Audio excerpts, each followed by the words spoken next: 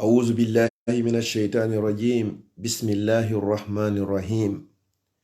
يقول سبحانه وتعالى: كل نفس ذائقة الموت وإنما توفون أجوركم يوم القيامة فمن زهزه عن النار وأدخل الجنة فقد فاز وما الحياة الدنيا إلا متاع الغرور. إنا لله وإنا إليه راجعون. إن لله ما أخذ وله ما أعطى وكل شيء عنده بأجل مسمى فلتصبر ولتحتسب. musidɓe julɓe tedduɓe, hiɗe wi'a inna lillahi wa inna ilayhi raji'un. hande alluwal meɗen sumayengal ko yowodirta ko ndifi nde fatunde ɓe mawɓe meɗen, ɓe sheyhuɓe meɗen, ɓe kohoɓe meɗen, ɓe tedduɓe meɗen, teddirɓe diina, teddirɓe l'islam, teddirɓe daranagol leydi nin, daranagol ɓiɓɓe leydi, daranagol ngal leñol Elaji Usman Balde Fatako. miɗo toro Allah subhanahu wa ta'ala ko adimi natande yewtere anden, yo Allah yaafo ɓe mawɓe meɗen, yo Allah yaafudu ɓe yaafaɓe, yo Allah taw hara Allah yaafike ɓe so ƴettitiɓe. Allah ƴettitiɓe nder ndu lewru teddundu, yo Allah teddimɓe ka nder qabru maɓɓe, nyande o daro yeeso joomi maɓɓe wano teddinirɓe hoore o aduna. jaka yo musidɓe julɓe tedduɓe, heɓugol jawdi wallahi haɗata jaka mayde. jaka yo musidɓe julɓe tedduɓe, heɓugol sonnaɓe, labaɓe, ɗoftiɓe, jaka haɗata mayde. jaka yo musidɓe julɓe tedduɓe, heɓugol ɓiɓɓe worɓe e rewɓe haɗata mayde. jaka yo musidɓe julɓe tedduɓe, heɓugol jaahu haɗata mayde. jaka yo musidɓe julɓe tedduɓe, heɓugol teddungal jaka haɗata mayde. jaka yo musidɓe julɓe tedduɓe, heɓugol laamu jaka haɗata mayde. jaka yo musidɓe julɓe tedduɓe, heɓugol duuɓi haɗata mayde. jaka yo musidɓe julɓe tedduɓe, heɓugol cellal jaka haɗata mayde. jaka yo musidɓe julɓe tedduɓe, wona dambe, wona ngari, wona labeede, wona kanugol, wona juutugol, wona raɓɓiɗugol, wona wonugol gorko, ma wonugol debbo, ma wonugol paykum, ma wonugol mawɗo, ma wonugol dimo, ma wonugol jiyaɗo, ma wonugol danejo, ma wonugol ɓalejo, hay hunde ala jaka ko haɗata mayde. Allah daali ko kullu nafsin za'iqatul maut. kala marɗo wonki, kala jow wonki, jaka meɗay mayde. ɓe mawɓe men fatiɓe ɗo, siko jawdi luttinayno ɓe yahatano, siko sabu ɓiɓɓe ɓe yahatano, siko sabu jaahu e teddungal ɓe yahatano, siko laamu e yiɗede e dartagol e gorɗugol wallahi ɓe yahatano, siko heɓugol duuɓi wallahi ɓe senotanoko, siko okkede cellal wallahi ɓe yahatano. jaka yoɗiɗo fop haɗata mayde nden ko ɗum Allah daali: fa iza jaa ajaluhum la yastakhiruna sa'atan wala yastaqdimun. si hewti ɓe nennantake sa'ihun gotum, si hewti ɓe adintinantake sa'ihun gotum. ɓe mawɓe men fatiɓe ɗo, wondude e fatiɓe julɓe ɓen fo adiɓe sakkitiɓe, en turike Allah yo Allahu yaafoɓe. musidɓe julɓe tedduɓe, miɗo wasiyo hoore am, wasiyo en fop meɗen, ɓeyden heblanagol ko wiyete ko mayde. ko mayde sendidirta hakkunde giɗo e giɗo muɗum. ko mayde sendidirta hakkunde yiɗidirɓe. ko mayde sendidirta hakkunde nene e baaba. ko mayde sendidirta hakkunde ɓiɗɗo e nene. ko mayde woni ko sendidirta hakkunde yiɗidirnoɓe. ko mayde woni ko tippinta goɗɗo e jullere laamu. ko mayde woni ko imminta goɗɗo e hoore jawdi makko. ko wiyete mayde ko ɗum ɗo woni ko muncata kala ko wiyete tuyoji. wa ma hazihi lhayatu dunia, jaka yo ɗan gurnanɗa wonari illa mata'ul ghurur, si wona dakam mehum hodaykum janfotokum. yo Allah dandu en non aduna janfade en. musidɓe julɓe tedduɓe, teddugol moƴƴugol haɗata goɗɗo maaya. si wona ɗum nelaɗo sallallahu alayhi wa sallam fatutanoko.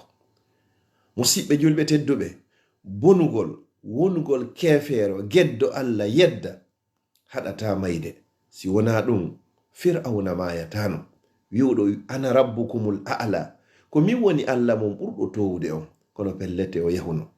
Musidɓe julɓe tedduɓe, jaka yo jogagol jawdi kadi ɗum kadi haɗata goɗɗo maya. Sina ɗum sifa Qaruna en ɓe fuu ɓe mayatano.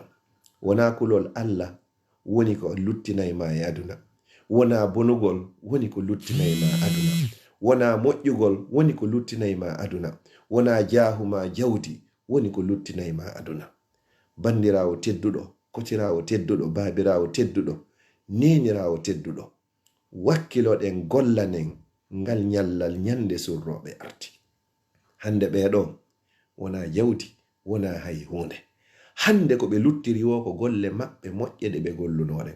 Dullele ɓe etike ɓe golli yo Allah yoɓɓe ko ɓuri moƴƴude e joddi. Nelaɗo sallallahu alayhi wa sallam ɓe maki si goɗɗo laatike fure o maayi, ko piiji tati woni ko ɗowtatamo. Piiji ɗiɗi yilto, o luttitay gotum pettika nder qabru makko. Ɗowtaymo ɓeygure makko nden. Hande adna Allah on fop mo ɓeeno heblade, wonɓe yaasi, wonɓe nder lagine, fi taweyagol wattingol Alhaji Usman Fatako Balde. Yimɓe maɓen ɓe ɗowtete, jawdi maɗin kandi ndi ɗowtete. On tigi wattete nder otowal, otoje wonɗe lix, haranno climatiser ha moƴƴi, ambulance ji labaɗi ko ɗum on tigi tumbete e muɗum. Kono ɗiɗo fuu otoje ɗen fuu ko ɗe ɗowtayma ko haka natugol ka berɗe. Ɓe innayi otoje ɗen natata ka nder berɗe, ɗe yanganino ɗaɗen ɗe waɗe sera. Yimɓe maɓen ko an e ɓen ɗon tippodata ka nder ngayka.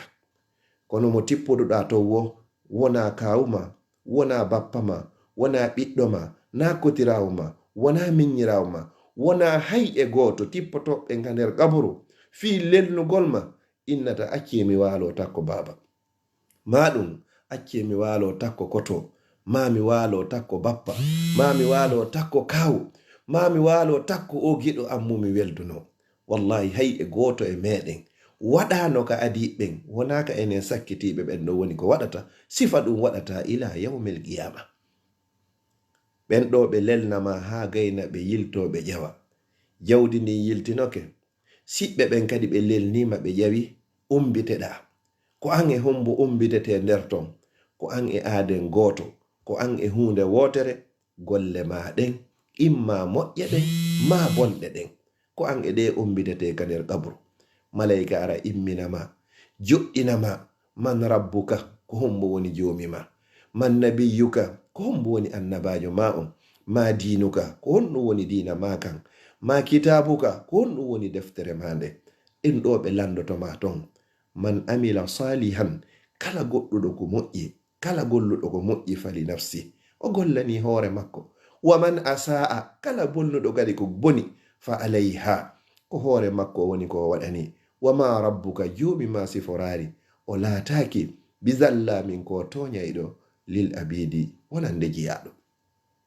Musidɓe julɓe tedduɓe, mi toriki Allah yo Allah yaafoɓe, wondude e dendagal mawɓe men fatiɓe. Yo Allah okka on fop moɗon ko wiyete kon battane moƴƴo. Musidɓe julɓe tedduɓe, bani adama si o laatike fure, golle maɗen fop harayɗe dariki hande kadi. Siko voyage aynoɗo Dubai, ma Chine, ma Hong Kong, ma yaraynoɗo Occident, ka yaraynoɗa wo haray darike. Siko finaynoɗo dawa yaha Madina, ma Matoto, ma Bonfi, ma Besia, ma kala ka yahaynoɗa e golle ma e golle entreprise ji, haray foppu darike. Siko a yahaynoɗo ka yengema, yeeyugol, haray fof darike. Siko a yahaynoɗo ka jardin, haray foppu darike. Siko yahaynoɗo ka ngesa, haray fof darike. Siko yahaynoɗo luumo, haray foppu darike. Kono ina woodi golleji tati ɗi darotako. Foti hiɗa wuuri, foti hiɗa maayi.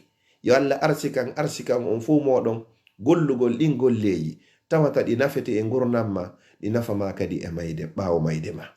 No tawa e muɗum ko wiyete sadakatun jariya, sadaka ilowo, jokkodirɗo, waɗugol koloyru, forage ji ɗin, ma koloyji hara ko simple, waɗugol lekkol, waɗugol duɗal, darnugol juulirde, waɗugol pon, jammingol alyatima, dankagol alyatima, dampegol tampuɓe, ittangol anuɓe andeji, kala ko yowodiri e sadagatun jariya. Tutugol leggal, ilingol caangol, sodugol defte naɓaka juulirɗe, pentugol juulirde, yoɓugol factirji courant, waɗangol juulirɗe ɗen panneau solaire. Ɗiɗo fof ko wiyete sadagatun jariya, sadaka ilowo jokkodirayɗo hara hay nyande laatiɗa fure baraji ɗum ɗo tawoyte ka nder kaburu ma.